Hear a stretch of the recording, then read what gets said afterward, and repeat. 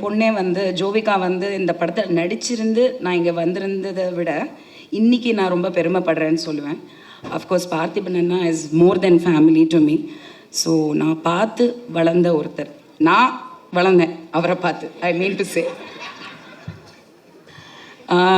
And நான் வந்து first assistant டைரக்டராக ஒர்க் பண்ணிகிட்டு இருந்த டைமில் டைரக்டர் பி வாசுட்ட ஒர்க் பண்ணேன். அப்போது அண்ணாவோட வந்து காக்கை சிறகுநிலை ஒர்க் பண்ணேன்.